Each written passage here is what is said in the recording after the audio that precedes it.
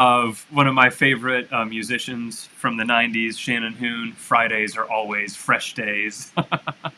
And we certainly are feeling that today. It's Dress Down Friday for me, no jacket. But Star, what are we going to do today? We are going to be recapping Court Chat, the Court Chat recap. We figured we would start spending some time, just a few minutes talking about what happened on the chat, things we learned, things that were interesting. And to give it a go this time, since there's been two already in the new year, we're going to first talk about Isaac's week on goal setting and then Paula Warren's on assessment reform. So Isaac, what were your takeaways from our first one on goal setting at the beginning of 2021? So we wanted to be very clear that it wasn't New Year's resolutions. Not that there's anything wrong with those. I think that's a great idea. But I think we get flooded with that version of goal setting. And I think hidden in New Year's resolutions is a deficit mindset where we think, what's wrong with me from this last year that magically I'm going to change this year. And one of the clearest takeaways for me was how deeply our learning network really understands the purpose of goal setting and that it is always a personal act. And so, we started off the questioning, what's something you've accomplished, just as our intro. And it was so cool to see people sharing things they accomplished as athletes 30 years ago, people sharing things they accomplished that day or that week. But a common thread was it was always something they had a vested interest in and that they really understood not only what they wanted and why they wanted it, but they had some idea of how to get there. And then our next big question really was, what was your experience in school as a learner? And so what stuck out to you with that when we started asking people about their experiences? So I think it's really hard, maybe for me because I'm so far away from, K-12 learning. We're but old, we can just say it. Thinking in terms of like teaching my students to goal set and have that be a part of the learning and reflection process, I think that the participants all agreed how important it is to be cognizant of the goals that kids have and be able to tie those two things together, because that was something that was really particular to our chat, is that we wanted people to see the connection between how setting goals in your personal life can really impact also the same ways you set goals in your learning. And we talked a little bit about, just things that we wanted to accomplish and why we wanted to accomplish them, and having that goalpost kind of in the distance as a means to really helping us stay focused. And I know, a little preview for next week, we're talking about student motivation. And there's something to be said for motivation with goal setting too, in my opinion. Like for me, it's very motivating when I either set a small goal or a big one and I accomplish it. And that's something that, I think in life, especially when you realize you've accomplished some of those bigger goals that you might have set when you were a kid. For example, with me, I always wanted to be a writer. I didn't know I wanted to be a teacher when I was a kid, but I did know I wanted to be a writer. So when I wrote my first book, I was like, I did it. Like, I met one of my biggest lifetime goals by doing this. And God knows at that point, I had no idea that there would be so many more after that, and hopefully many more moving forward. But those little goalposts kind of help me track my own progress in learning. And I think that also ties in nicely with what Paula was suggesting last week with the assessment reform. So where do you see connections between goal setting and assessment reform?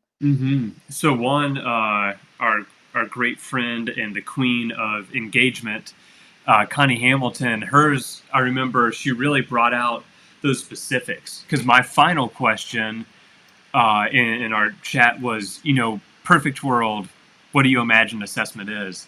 And she said very clearly, it's got to be related to these learning intentions and clear success criteria, so kids know exactly what it looks like or sounds like or feels like to be successful. And that when students have that clarity, they really can take the lead and be in the driver's seat. And then exactly 1 week later to the minute, Paula's asking a very similar question about, okay, how does assessment really work for you?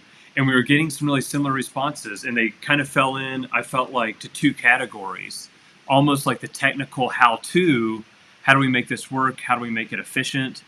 And the why, the why for students. And, our take on goal setting at the Core Collaborative is that goal setting is a key piece of the formative assessment process, and that it really powers the formative assessment process, but you can't set goals if you don't have clarity on those learning intentions and success criteria. And so the biggest shift I saw being suggested by our learning network was a shift from like assessing kids to the formative assessment process. And so kids really being partners in that, and understanding here's how we co-construct our understanding of what's expected, but getting back to that goal setting again and saying, why do you want to do this well? Because if every teacher had been able to just say a 30-second thing in your career, if you want to be an author, here's how this can help you get there. That changes your whole take on it. And it changes the purpose for why are we taking this test? Well, it's Friday. Fridays are always fresh days. They're also test day. Boo, test and I day. say that as somebody who did that hundreds and hundreds and hundreds of times. So no judgment. But my viewpoint has been widened by the great people I've been able to work with to say, okay, kids, why do we need to check in on this? Are we ready to check in yet? Yeah, we are. We need to see what we can do now. I think I can do better. And so it's just exciting to see people share that, but also to hear last week how many people have done so much to hand over the assessment process to their kids, all levels. We had kindergarten teachers on there up through AP courses. Yeah, I mean, I think, my take. Anybody who knows my work knows my take on all of this stuff. I think that really developing a process where kids are super clear and the language the standards language that is students facing sort of is embedded in the way we speak in class, so that kids, when they're setting goals, because it was always astounding to me how many even 11th and 12th graders that I was working with, when I asked them to set goals, that the goals were really amorphous a lot of the times before we started thinking about very specific academic goals that were aligned with the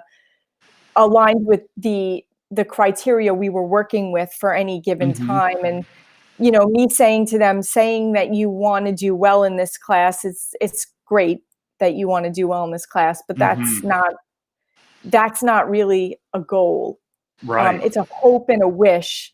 But if you set very specific academic goals, like I want to improve this part of my writing, I could be a better reader, I want to get on my blog a little bit more and develop my voice as a writer in that space. Like, those are some more concrete sort of goals that we could mark progress with in the class that will lead to you doing well in this class if you meet them.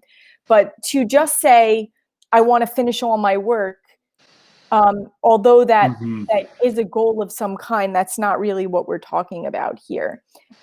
With assessment reform, thinking in terms of each student as a learner and providing learning opportunities that really give every child the optimal amount of opportunities to be the best version of themselves in their learning, to get lots of feedback on their learning, and then to also let them start setting goals once they see their own progress.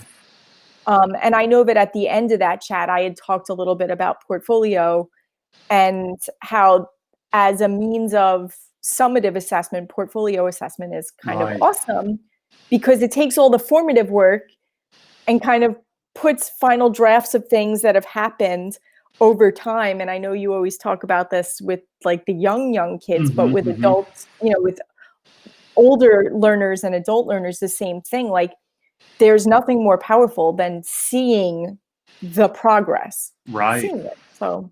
And I was just scanning back through what so many people said, and Kate O'Connor really She's nailed it. awesome. She just said, you know, formative assessment has to be at the front of our learning. It's got to be, Yep. that's the start of our, I can never say this word correctly, but pedagogy, not the afterthought, and it's not what comes to the end.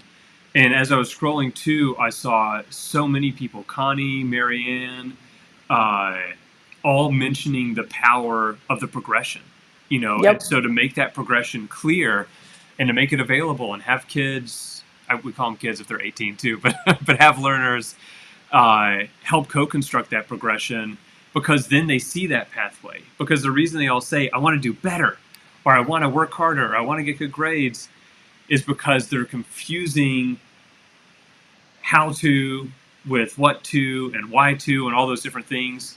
Working hard and studying and taking good notes, all those things are strategies that can help you. But if you don't know that progression, you don't even know what you're trying to improve. So I love True. that you kind of brought that to that just as I was scrolling through and seeing all these pieces. And one last thing, just as I literally did a quick scroll, is I recommend people check out #CoreChat on Twitter and look for these. And very soon we're going to have them all up on our website too. Just, you know, kind of unrolls of these threads. But I'm just seeing like ideas from Connie and Kate and so many people about non-traditional assessments. Paul was on there, and they're not harder. They're not more work. They're just getting us better evidence of student thinking so that our analysis is closer to what actually students are understanding and doing. Whereas with so many tests and quizzes I've created and given in the past, my inference was miles away from what they were doing because of the way I phrased the questions or what I was asking them to do. So check that stream out for some good ideas. And as a perfect lead up now, as you're Mm-hmm. looking at those wonderful ideas that are on there, we could think about the impact. Since our theme at Mm-hmm. TCC this year is honoring impact, we just want to thank all the educators who took the time to be on the chat and share the things that work so that we can all enjoy the impact in our own spaces as well. So we want to honor the things that the teachers who are chatting with us are doing and how they're being successful and learning from everything, and then their shared experience and how we could honor their impact in that way as a collaborative environment. Mm-hmm. And we'll have some of our wonderful people featured at 7:30 Eastern, 4:30 Pacific on the 21st. Well, thank you so much, Star. This is a great idea. We put it out there, so give us some feedback, how we can, what if you get something from this, how we can improve it. We look forward to seeing you next time. End way.